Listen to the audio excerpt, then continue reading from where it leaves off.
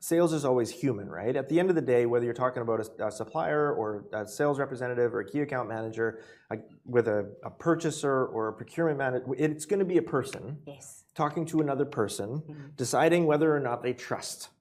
And that's it. It's going to be based on trust, which is measured in oxytocin, right? So it's going to be tiny, little, minute levels of oxytocin that are going to decide whether these $100 million contracts get signed or not. Correct. But usually on the other side of those individuals, the seller and the buyer, there's a team.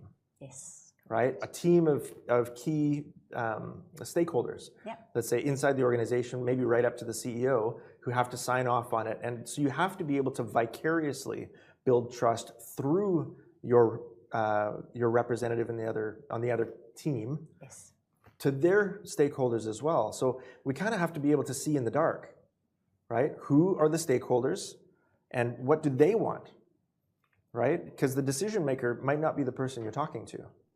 High probability, if you're just a sales manager, that it isn't, Corey, to be honest. And that is why when I had the time to kind of walk through, you know, from a sales as fun perspective, how do you, the problem I really, really believe that sets sales professionals back is they don't ask the right questions. Because when you just ask a professional question, whatever it is, formal or informal, they're not going to not answer you. Right. So in terms of the decision-making process, Corey, who's going to decide who gets awarded this contract for my product or my service, whatever I'm selling?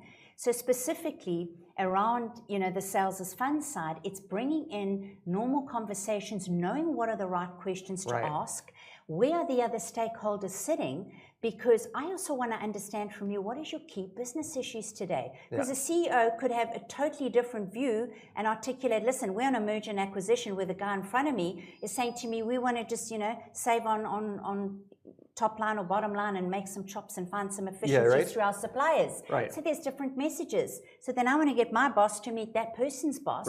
And it's knowing what to do and how to do it without compromising